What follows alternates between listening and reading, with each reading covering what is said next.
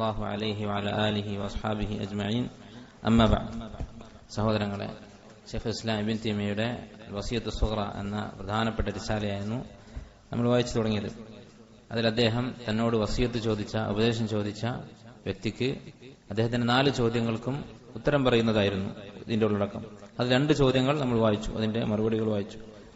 എന്താണ് സമഗ്രമായിട്ടുള്ള ഒരു വസിയത്ത്, ജീവിതത്തിൽ എല്ലാ മേഖലകളിലും മുറുകെ പിടിക്കാവുന്ന ഒരു ഉപദേശം?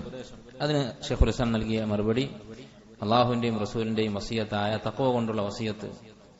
അതിന് തെളിവായി ഉദ്ധരിച്ച ഹദീസ് ഇത്തഖില്ലാഹ ഹൈസുമാ കുന്ത എന്ന് തുടങ്ങുന്ന മുഅദ് ഇബ്നു ജബൽ റളിയല്ലാഹു അൻഹുവിന്റെ ഹദീസ് അത് വിശദീകരിക്കുകയുണ്ടായി. രണ്ടാമത്തെ ചോദ്യം, അഫ്ളലായ അമൽ ഏതാണ്? അത് ത്വലബുൽ ഇൽമാണ് എന്ന് നമ്മൾ പറഞ്ഞു. പക്ഷേ ശൈഖുൽ ഇസ്ലാം ഇവിടെ പറഞ്ഞത് ദിക്ർ എന്നാണ്. അദ്ദേഹം ഉദ്ദേശിച്ചത് ദിക്ർ ത്വലബുൽ ഇൽമിന് സഹായമാകും എന്നതായിരിക്കാം, അല്ലാഹു അലം. അതിനെ തുടർന്ന് ദിക്റിന്റെ ഫضل ശൈഖുൽ ഇസ്ലാം ഇബ്നു തൈമിയ്യ റഹിമഹുല്ലാഹ് വിശദീകരിച്ചത് നമ്മൾ വായിച്ചു. ഇനി മൂന്നാമത്തെ ചോദ്യം എന്തായിരുന്നു? വഅമ്മാ അർജഹുൽ മകാസിബ്, ഏറ്റവും നല്ല വരുമാന മാർഗം ഏതാണ് എന്ന ചോദ്യമാകട്ടെ, അതിനുത്തരം ഫത്തവക്കുലു അലല്ലാഹ് വസ്സിഖതു ബികിഫായതിഹി വഹുസ്നു ظن ബിഹി. ഏറ്റവും നല്ല വരുമാന മാർഗം എന്ന് പറയുന്നത് അത്തവക്കുലു അലല്ലാഹ്, അല്ലാഹുവിൽ തവക്കുലാക്കുക എന്നുള്ളതാണ്. അത് കഴിഞ്ഞിട്ടേ പിന്നെ ജോലിയുടെ സ്ഥാനവും മാനവും വലുപ്പവും നിലവാരവും ഒക്കെ വരുന്നുള്ളൂ. വസ്സിഖതു ബികിഫായതിഹി, അല്ലാഹു തനിക്ക് മതിയായവനാണ് എന്നതിലുള്ള ഉറച്ച വിശ്വാസം. വഹുസ്നു ظن ബിഹി, അല്ലാഹുവിനെ കുറിച്ചുള്ള ഹുസ്നു ظن, അല്ലാഹുവിനെ കുറിച്ച് നല്ലത് വിചാരിക്കുക, അല്ലാഹു വാഗ്ദാനം ചെയ്തത് അവൻ പാലിക്കും എന്നതിൽ ഉറച്ചു വിശ്വസിക്കുക. വദാലിക, കാരണം അന്നഹു യംബഗി ലിൽ മുഹ്തമ്മി ബിഅംരി റിസ്ക്, റിസ്കിന്റെ കാര്യത്തിൽ ചിന്തിക്കുന്ന ഒരാൾ, റിസ്ക് എങ്ങനെ കിട്ടും, എന്റെ റിസ്കിന്റെ കാര്യം എന്താകും എന്ന് ചിന്തിക്കുന്നവർ, അവൻ ചെയ്യേണ്ടത് അയ്യൽജഅ ഫീഹി ഇലല്ലാഹ്, അക്കാര്യത്തിൽ അള്ളാഹുവിലേക്ക് മടങ്ങി ചെല്ലുക, അള്ളാഹുവിനെ അവലംബിക്കുക എന്നുള്ളതാണ്. അപ്പൊ ഇവിടെ എന്താണ് വരുമാന മാർഗം എന്ന് ചോദിക്കുന്ന ആളുടെ ലക്ഷ്യം എന്താണ്? ആ മാർഗത്തിൽ പോയി റിസ്ക് ഉണ്ടാക്കണം. അപ്പൊ റിസ്ക് ഉണ്ടാക്കാൻ വേണ്ട കാര്യം ശൈഖുൽ ഇസ്ലാം പറയുകയാണ്, അള്ളാഹുവിനോട് ചോദിക്കുക. അതാണ് ഒന്നാമതായി വേണ്ടത്. കമാ ഖാല സുബ്ഹാനഹു ഫീമാ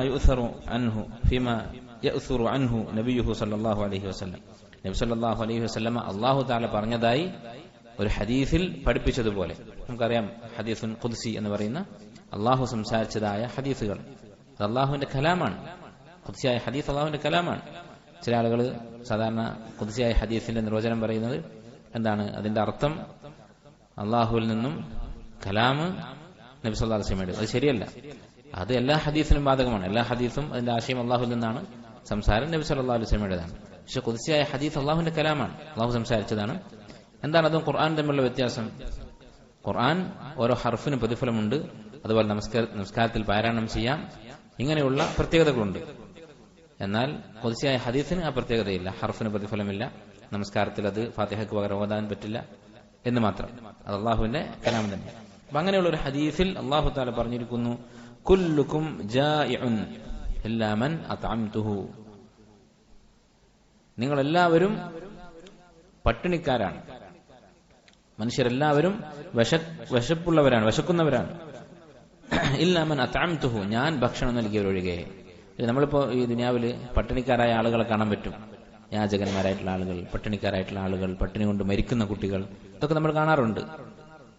നമ്മൾ ആണെങ്കിൽ വളരെ സുഖമായി ഭക്ഷണം കഴിക്കുന്നു, നമുക്ക് ഭക്ഷണത്തിന് ഒരു കുറവുമില്ല.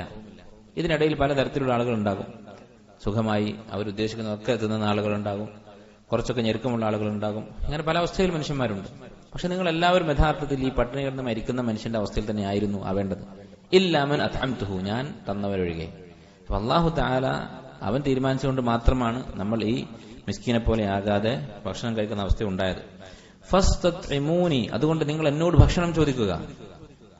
അല്ലെ, പാവപ്പെട്ടവൻ ഭക്ഷണം അള്ളാഹുവിനോട് ചോദിക്കും, ദുആ ചെയ്യും. കാരണം അവനറിയാം അള്ളാഹു ഉദ്ദേശിച്ചിട്ടില്ലെങ്കിൽ ഞാൻ പട്ടിണിയാണ്. പക്ഷെ തിന്നുന്നവൻ അറിയില്ല, അവൻ മറന്നുപോകും. അതുകൊണ്ടാണ് അള്ളാഹു തആല പറയുന്നത് ഫസ്തത്ഇമൂനി, നിങ്ങൾ മറക്കേണ്ടതില്ല, എന്നോട് നിങ്ങൾ ചോദിച്ചുകൊള്ളുക. ഉത്ഇംകും, ഞാൻ നിങ്ങൾക്ക് ഭക്ഷണം നൽകും. യാ ഇബാദി കുല്ലുക്കും ആരിൻ ഇല്ലാ മൻ കസൗതുഹു, എന്റെ അടിമകളെ നിങ്ങളെല്ലാവരും നഗ്നരാണ്, വസ്ത്രം കൊടുക്കാതെ നടക്കേണ്ടി വരും. ഇല്ലാ മൻ കസൗതുഹു, ഞാൻ വസ്ത്രം നൽകിയവരൊഴികെ. ഫസ്തക്സൂനി, അതുകൊണ്ട് നിങ്ങൾ എന്നോട് വസ്ത്രം ചോദിക്കുക. അക്സുക്കും, ഞാൻ നിങ്ങൾക്ക് വസ്ത്രം ഉടുപ്പിക്കും. അപ്പൊ അള്ളാഹുവാണ് നൽകുന്നവൻ, അതുകൊണ്ട് അവനോട് ചോദിക്കുക.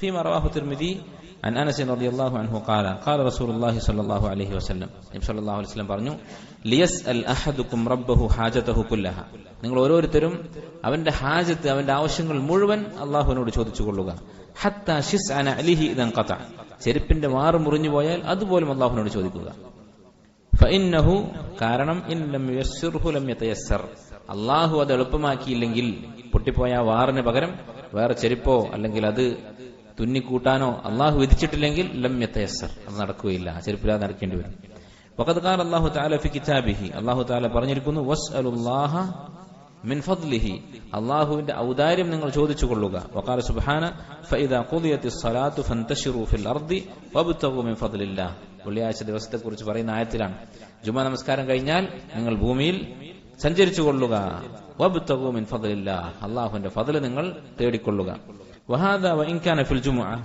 ഇത് ജുമാ നമസ്കാരത്തെ കുറിച്ചാണ് ആയത്ത് ഇറങ്ങിയതെങ്കിലും ഫമഅനാഹു ഖായിമൻ ഫി ജമീഇ സ്വലവാത്ത് എല്ലാ നമസ്കാരത്തിനും അത് ബാധകമാണ് നമസ്കരിക്കുക പിന്നെ നമ്മുടെ റിസ്ക് അന്വേഷിക്കുക ഇതാണ് ഒരു മുഅ്മിന്റെ നിലപാട് അപ്പൊ നമസ്കാരമാണ് ആദ്യം നമസ്കാരം എന്ന് പറഞ്ഞാൽ അതിൽ അല്ലാഹുവിനോട് ദുആയുണ്ട് എന്നിട്ടാണ് റിസ്കിന് വേണ്ടിയുള്ള മറ്റ് സബബുകൾ നമ്മൾ ചെയ്യുന്നത് ജുമാ നമസ്കരിച്ചിട്ട് റിസ്ക് അന്വേഷിക്കുക എന്ന് പറഞ്ഞതുപോലെ വലിഹാദ അതുകൊണ്ടാണ് എന്തുകൊണ്ട് വലിഹാദ എന്ന് പറഞ്ഞത് എന്തുകൊണ്ടാണ് അതായത് ഈ ഒരു തർത്തീബ് ആദ്യം അല്ലാഹുവിനോട് ഇസ്തിആനത്ത് സഹായം തേടുക എന്നിട്ട് നമ്മെ കൊണ്ട് കഴിയുന്ന സബബുകൾ സ്വീകരിക്കുക എന്ന ആശയം ഉള്ളതുകൊണ്ടാണ് അമറ നബി സല്ലല്ലാഹു അലൈഹി വസല്ലമ അല്ലദി യദ്ഖുലുൽ മസ്ജിദ അൻ യഖൂല അല്ലാഹുമ്മ ഇഫ്തഹ് ലി അബ്വാബ റഹ്മതിക് പള്ളിയിൽ കയറുന്ന ആൾക്ക് നബി സല്ലല്ലാഹു അലൈഹി വസല്ലം എന്ത് പഠിപ്പിച്ചു അല്ലാഹുമ്മ ഇഫ്തഹ് ലി അബ്വാബ റഹ്മതിക് എന്ന പ്രാർത്ഥന പഠിപ്പിച്ചു വഇദാ ഖറജ അൻ യഖൂൽ പള്ളിയിൽ നിന്ന് പുറത്തിറങ്ങുമ്പോൾ എന്താണ് ദുആ അല്ലാഹുമ്മ ഇന്നി അസ്അലുക മിൻ ഫദ്ലിക് അല്ലാഹുവേ നിന്റെ ഫദ്ൽ ഞാൻ ചോദിക്കുന്നു ഔദാര്യം ഞാൻ ചോദിക്കുന്നു അപ്പൊ മസ്ജിദ് നമസ്കാരം കഴിഞ്ഞിട്ടാണ് പിന്നെ പുറത്തേക്ക് അല്ലാഹുവിന്റെ ഫദ്ൽ അന്വേഷിച്ച് റിസ്ക് തേടുന്നത് അതായിരിക്കാം ഈ ദുആയുടെ ഉദ്ദേശം വഖദ് ഖാല ഖലീലു അലൈഹി സ്വലാത്തു വസ്സലാം ഇബ്രാഹിം അലൈഹി സ്വലാത്തു വസ്സലാം പറഞ്ഞതായി ഖുർആനിൽ ഇങ്ങനെ കാണാം ഫബ്തഗു ഇൻദല്ലാഹി റിസ്ക നിങ്ങൾ അല്ലാഹുവിൽ നിന്ന് റിസ്ക് തേടുക അല്ലാഹുവിനോട് നിങ്ങളുടെ ആവശ്യങ്ങൾ തേടുക റിസ്ക് ചോദിക്കുക വഅബ്ദൂഹു വഷ്കുറു ലഹു അവന് ഇബാദത്ത് ചെയ്യുക അവനോട് നന്ദി കാണിക്കുകയും ചെയ്യുക വഹാദ അംറുൻ ഇത് അല്ലാഹുവിന്റെ കൽപ്പനയാണ് ഫബ്തഗു ഇൻദല്ലാഹി റിസ്ക നിങ്ങൾ റിസ്ക് അല്ലാഹുവിനോട് ചോദിക്കണമെന്ന് പറഞ്ഞാൽ മുമ്പ് നമ്മൾ പറഞ്ഞതാണ് ഉസൂൽ ഫിഖ്ഹിലെ ഖാഇദ എന്താണ് അല്ലാഹുവും റസൂലും എന്തൊരു കാര്യം കൽപ്പിച്ചാലും അത് വാജിബാണ് പിന്നെ അത് വാജിബല്ല എന്ന് തെളിയിക്കാൻ വേറെ എന്തെങ്കിലും ദലീൽ വേണം ആ പ്രവൃത്തി നബി സല്ലല്ലാഹു അലൈഹി വസല്ലമ ഉപേക്ഷിക്കുകയോ വല്ലപ്പോഴുമൊക്കെ അത് നബി സല്ലല്ലാഹു അലൈഹി വസല്ലമ ചെയ്യാതിരിക്കുകയോ അല്ലെങ്കിൽ അത് ചെയ്തിട്ടെങ്കിൽ കുറ്റമില്ല എന്ന് പറയുകയോ അല്ലെങ്കിൽ സഹാബത്ത് അത് ഒഴിവാക്കി നബി സല്ലല്ലാഹു അലൈഹി വസല്ലമ മൗനം പാലിക്കുകയോ അങ്ങനെ എന്തെങ്കിലും തെളിവ് വേണം ഫബ്തഗു ഇൻദല്ലാഹി റിസ്ക് നിങ്ങൾ റിസ്ക് അല്ലാഹുവിനോട് ചോദിക്കുക എന്ന ഈ കൽപ്പന അത് വാജിബാണ് അത് സുന്നത്താണ് എന്ന് പറയാൻ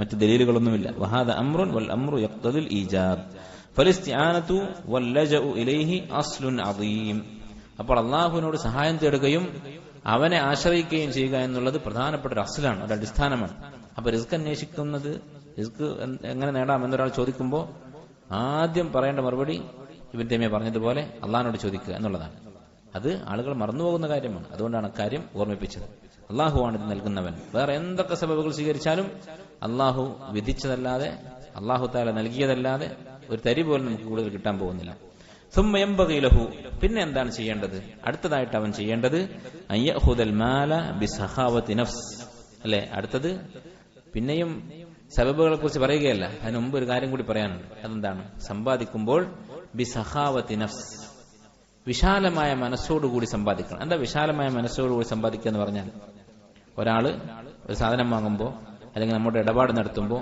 ആർത്തിയോടെയല്ല നമുക്ക് വില പേശാം കച്ചവടത്തിൽ ലാഭം നേടാൻ ശ്രമിക്കാം പക്ഷെ ആർത്തി പാടില്ല എത്ര കിട്ടിയാലും മതിയാകാത്ത അവസ്ഥ വില പേശി ബുദ്ധി ഉപയോഗിച്ച് തന്നെ കച്ചവടം ചെയ്യണം മണ്ടന്മാരാകാൻ പാടില്ല കച്ചവടത്തിൽ മുആവിയ റളിയല്ലാഹുവിന്റെ സംഭവം നമ്മൾ പറഞ്ഞതാണ് അദ്ദേഹം ഒരു സ്ഥലം വാങ്ങാൻ വേണ്ടി പോയി മദീനയിലേക്ക് അപ്പോ അവിടെയുള്ള ഒരു യഹൂദിയുടെ കയ്യിൽ നിന്നാണ് സ്ഥലം വാങ്ങുന്നത് അദ്ദേഹം ഈ യഹൂദി 5 ലക്ഷം മുആവിയ റളിയല്ലാഹു അൻഹു 5 ലക്ഷം ദിർഹം വില പറഞ്ഞു അപ്പൊ യഹൂദി 6 ലക്ഷം ആവശ്യപ്പെട്ടു മുആവിയ റളിയല്ലാഹു അൻഹു പറഞ്ഞു 5.5 ലക്ഷത്തിന് വാങ്ങാം എന്ന് പറഞ്ഞു അങ്ങനെ വില പേശിക്കൊണ്ടിരുന്നപ്പോൾ യഹൂദി ചോദിച്ചു താങ്കൾ എന്താണ് ഇങ്ങനെയൊക്കെ ചെയ്യുന്നത് താങ്കൾ ഒറ്റ മജ്ലിസിൽ ലക്ഷങ്ങൾ സദഖ ചെയ്യാറുണ്ട് എന്നാണല്ലോ കേൾക്കുന്നത് അപ്പൊ അദ്ദേഹം പറഞ്ഞു അവിടെ ഞാൻ എന്റെ കറം ഔദാര്യമാണ് കാണിക്കുന്നത് എനിക്ക് ഔദാര്യം കാണിക്കാനുള്ള സദസ്സാണ് സദഖയുടെ സദസ്സ് കച്ചവടത്തിന്റെ സദസ്സ് ബുദ്ധി കാണിക്കാനുള്ള സദസ്സാണ്. ഇവിടെ ബുദ്ധിയാണ് കാണിക്കേണ്ടത്, ഔദാര്യം കാണിക്കാൻ വേണ്ടിയല്ല ഇവിടെ ഇരിക്കുന്നത് എന്ന് അദ്ദേഹം പറയുകയുണ്ട്. അതിൽ തെറ്റില്ല. പക്ഷേ ആ വില പേശിയിട്ട് കിട്ടിക്കഴിഞ്ഞാൽ പിന്നെ നഷ്ടപ്പെട്ടതിനെ കുറിച്ച് ഓർത്തുള്ള വിഷമം, ആർത്തി തീർന്നിട്ടില്ല. അതുപോലെ ആവശ്യക്കാരനാണ് ഇടപാട് നടത്തുന്നതെങ്കിൽ അവന്റെ ആവശ്യം പരിഗണിക്കാത്ത സ്വഭാവം, അതൊന്നും ശരിയല്ല. ഇങ്ങനെ ആർത്തിയോടുകൂടി സമ്പാദിക്കരുത്, വിശാലമായ മനസ്സോടുകൂടി സമ്പാദിക്കണം. അങ്ങനെ ചെയ്താൽ അങ്ങനെയായാൽ അവന് ബർക്കത്തുണ്ടാകും, ആ സ്വത്തിൽ ബർക്കത്തുണ്ടാകും. പിശുക്കനായി എത്ര കിട്ടിയാലും മതിയാകാത്തവനായി ഏത് ദുർബലനെയും അറിവില്ലാത്തവനെയും പറ്റിച്ച് എങ്ങനെയെങ്കിലും പണം ഉണ്ടാക്കാം എന്ന് തീരുമാനിച്ചാൽ അവൻ ആ സമ്പാദിക്കുന്നതിൽ ബർക്കത്തുണ്ടാവുകയില്ല.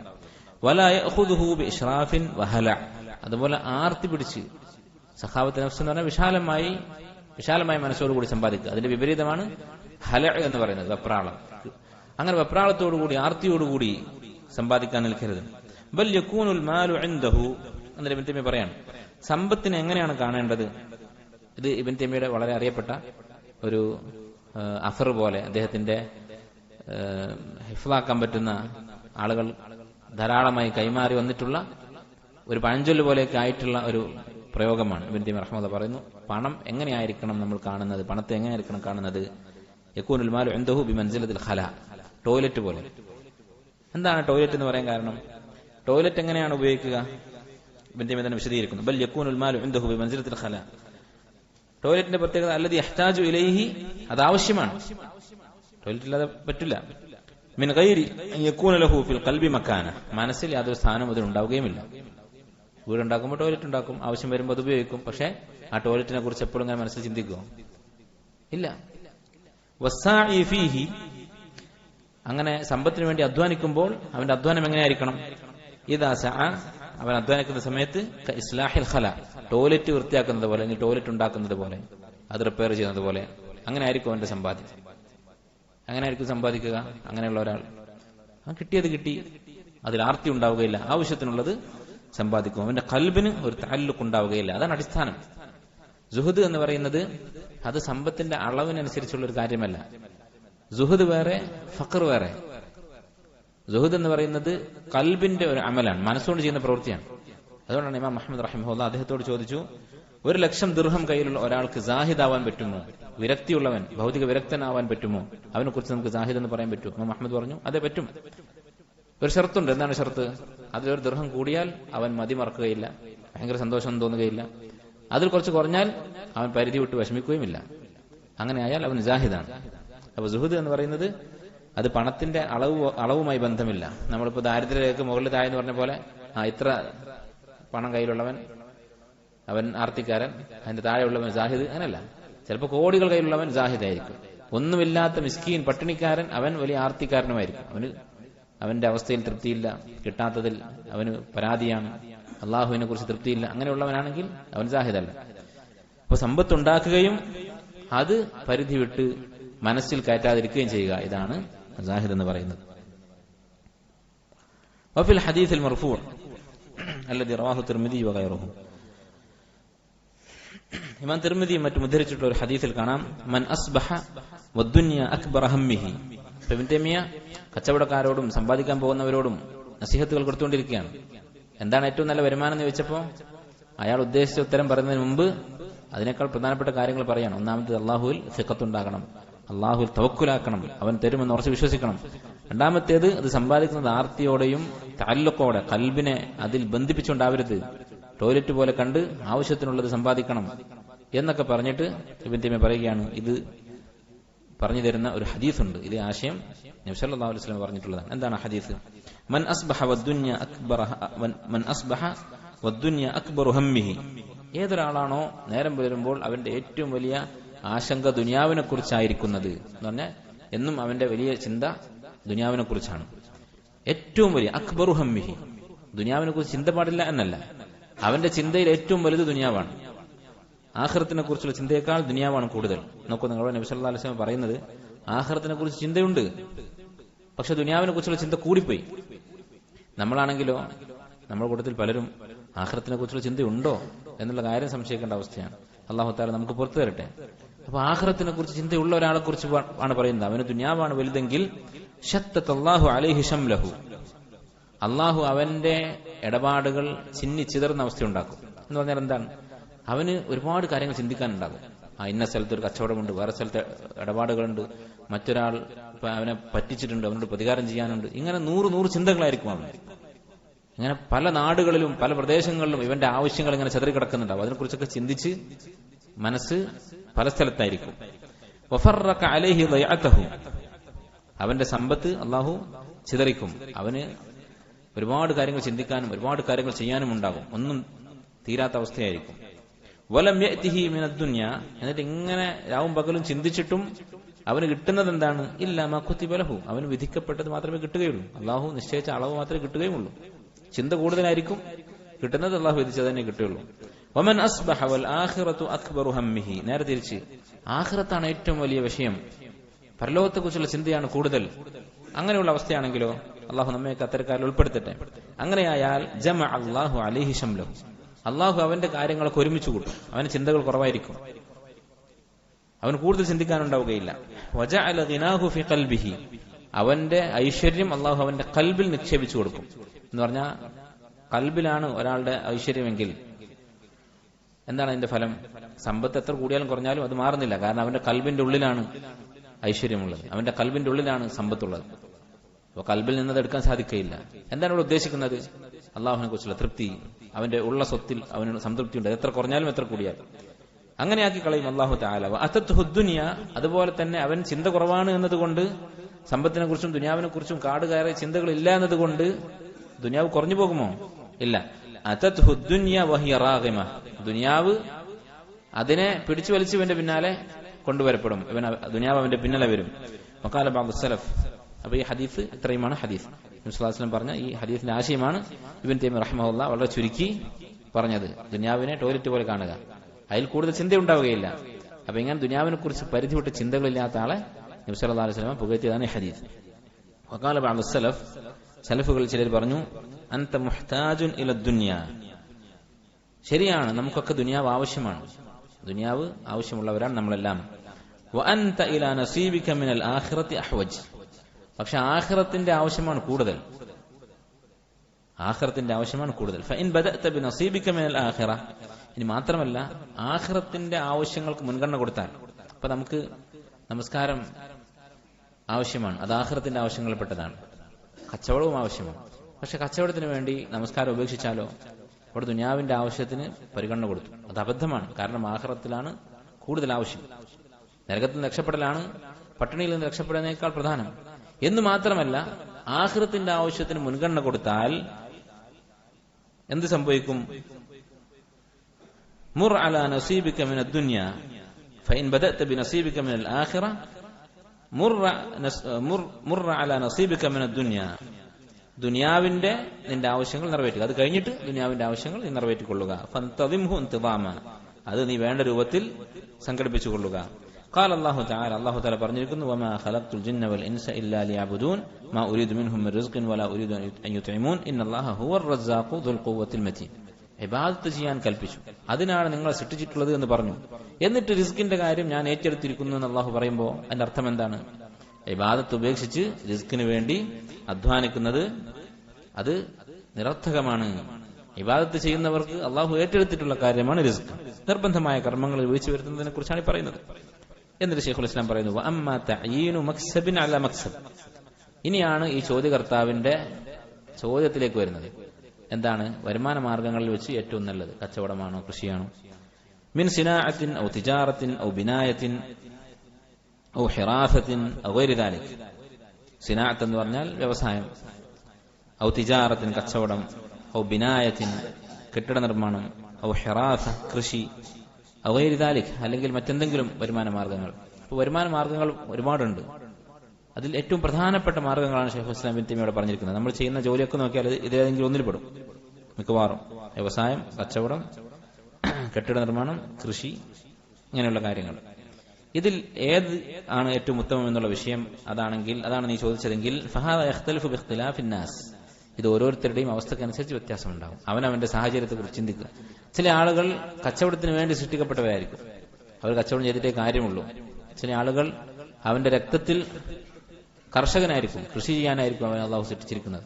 ഒരു ഹദീസിൽ നബി സല്ലല്ലാഹു അലൈഹി വസല്ലം പറഞ്ഞതുപോലെ കുല്ലുൻ മുയസ്സറുൻ ലിമാ ഖുലിഖ ലഹു. അള്ളാഹു ഓരോരുത്തർ എന്തിനാണ് സൃഷ്ടിച്ചത് അതിന് ഒരു എളുപ്പം അവനുണ്ടാകും, അത് അള്ളാഹു അവന് എളുപ്പമാക്കി കൊടുക്കും. ഇത് ഖദറിന്റെ കാര്യത്തിൽ പറഞ്ഞതാണ്. പക്ഷേ ഈ വാചകത്തിന്റെ ബാഹ്യമായ അർത്ഥം ശരിയാണ്. അഥവാ ഓരോരുത്തരുടെയും പ്രകൃതത്തിലുള്ള മാർഗം എന്താണോ, മഈശത്തിന്റെ മാർഗം എന്താണോ അത് അവന് എളുപ്പമായിരിക്കും. അതാണ് ചെയ്യേണ്ടത്. فهذا يختلف باختلاف الناس ولا اعلم في ذلك شيئا عاما. ആ വിഷയത്തിൽ പൊതുവായ ഒരു ഉത്തരം എന്റെ അടുത്തില്ല, എനിക്കറിയില്ല. അഥവാ ഇതിലേതെങ്കിലും ഒന്ന് മറ്റേതിനേക്കാൾ നല്ലതാണ്, കച്ചവടമാണ് നല്ലത് എന്ന് പറയാൻ സാധിക്കുമോ എന്ന് എനിക്കറിയില്ല എന്ന് ശൈഖ് ഹുസൈൻ പറയുന്നു. ലാക്കിൻ പക്ഷേ ഈ കാര്യത്തിൽ മനസ്സിലാക്കാവുന്ന ഒരു ഉപദേശം എന്താണ്? ഇദാ അനാ ലിൽ ഇൻസാനി ജിഹ, എന്തെങ്കിലും ഒരു വരുമാന മാർഗം എളുപ്പമായി വന്നാൽ, തന്റെ മുന്നിൽ വന്നാൽ, ഈ പറഞ്ഞ 4 കാര്യങ്ങളിൽ അല്ലെങ്കിൽ മറ്റെന്തെങ്കിലും ഒരു വരുമാന മാർഗം അത് ഒരാൾക്ക് മുന്നിൽ കണ്ടാൽ, എളുപ്പമായി കിട്ടിയാൽ, ഫല്യസ്തഖിരില്ലാഹ തആല ഫീഹി അൽ-ഇസ്തിഖാറത്തുൽ മുതലഖാത്ത് അൻ മുഅല്ലിമിൽ ഖൈരി സ്വല്ലല്ലാഹു അലൈഹി വസല്ലം. നബി സല്ലല്ലാഹു അലൈഹി വസല്ലം പഠിപ്പിച്ച ഇസ്തിഖാറത്ത് നമസ്കരിക്കുക. അവിടെ നോക്കൂ, ഇപ്പോഴും ഷേഖ് ഇന്ന ജോലി എന്ന് പറഞ്ഞു കഴിഞ്ഞിട്ടില്ല. നമ്മളോട് ഒരാൾ ചോദിച്ചാൽ നമ്മൾ ഉടനെ ഇന്ന മേഖലയാണ് ഇന്ന് ഏറ്റവും നല്ലത്, അതിലേക്ക് പോയിക്കൊന്ന് പറയും. അതല്ല, അതിന്റെ മുമ്പ് കുറെ കാര്യങ്ങൾ ചെയ്യാനുണ്ട്. ഒന്നാമത്തെ തവക്കുൽ വേണം.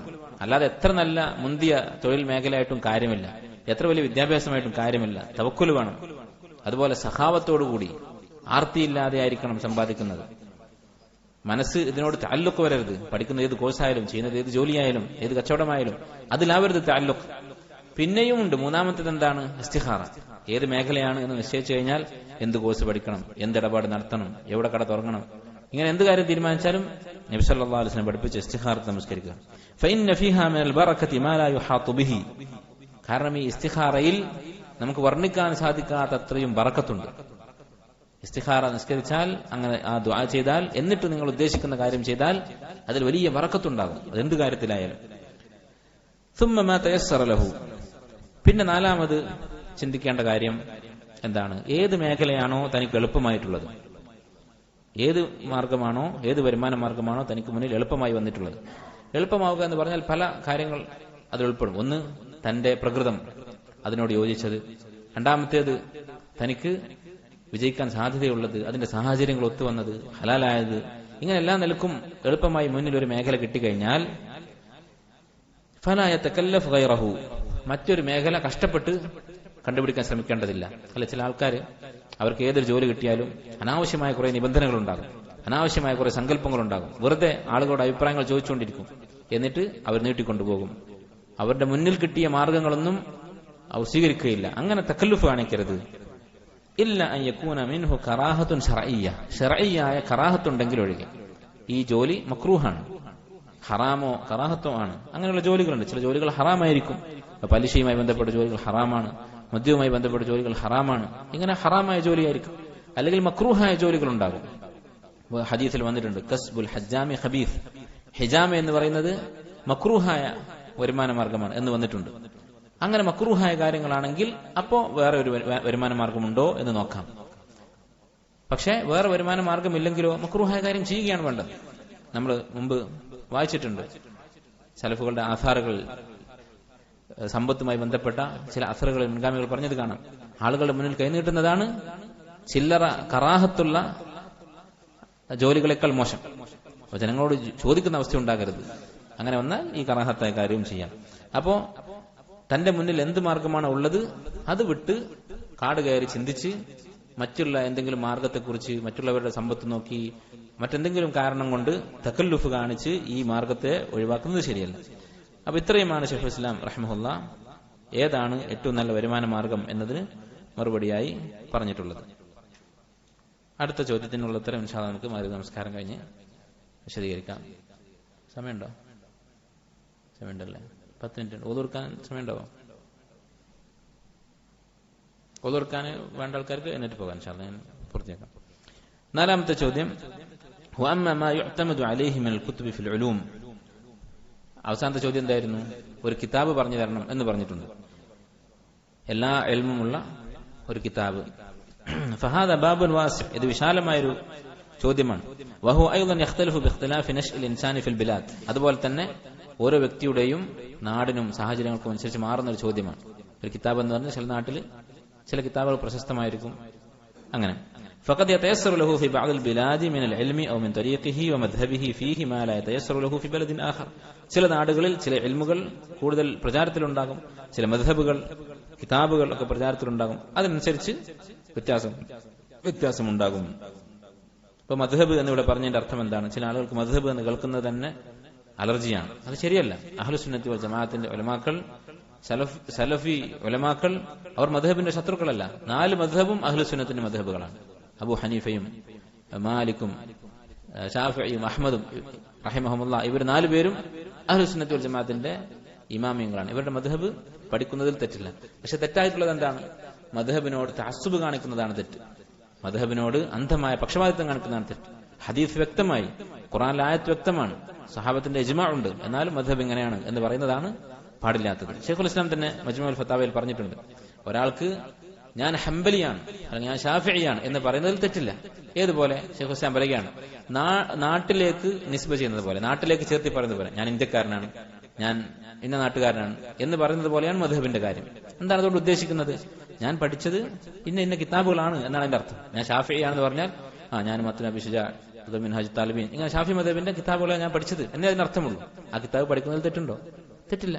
പക്ഷേ ഞാൻ ഈ മദ്ഹബിന്റെ അന്ധനായ പക്ഷപാതിയാണ് എന്ന അർത്ഥത്തിൽ ഞാൻ ഷാഫിയാണെന്ന് പറഞ്ഞാൽ അത് ശരിയല്ല. അതല്ലാതെ ഷാഫി എന്നോ ഹംബലി എന്നോ ഹനഫി എന്നോ സ്വയം വിളിക്കുന്നത് കൊണ്ട് തെറ്റില്ല. എന്നിട്ട് ശൈഖുൽ ഇസ്ലാം പറയുന്നു, ലാക്കിൻ ജിമാഉൽ ഖൈർ, ഇൽമിന്റെ കാര്യത്തിൽ എല്ലാ ഖൈറും ഒരുമിച്ച് കൂട്ടുന്ന വിശാലമായ സമഗ്രമായ ഒരു ഉപദേശം, ഒരു നിർദ്ദേശം പറയാനുള്ളത്, അയ്യസ്തഈന ബില്ലാഹി സുബ്ഹാനഹു ഫി തലഖിൽ ഇൽമിൽ മൗറൂസി അൻ നബി സല്ലല്ലാഹു അലൈഹി വസല്ലം, നബി സല്ലല്ലാഹു അലൈഹി വസല്ലം കൊണ്ടുവന്ന ഇൽമ് തന്നെ എനിക്ക് കിട്ടണം. അതിനുവേണ്ടി അള്ളാഹുവിനോട് ഇസ്തിആനത്ത് ചെയ്യുക, അള്ളാഹിനോട് പ്രാർത്ഥിക്കുക.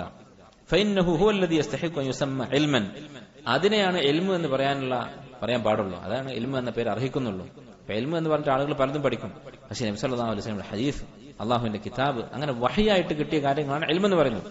അത് പഠിക്കാൻ സഹായമാകുന്ന മറ്റു കാര്യങ്ങളും, ഫിഖ് ആണെങ്കിലും ഉസൂൽ ഫിഖ് ആണെങ്കിലും അറബി ഭാഷയാണെങ്കിലും, ഇതൊക്കെ ഈ വഹി മനസ്സിലാക്കാനുള്ള ഉപകരണങ്ങളാണ്.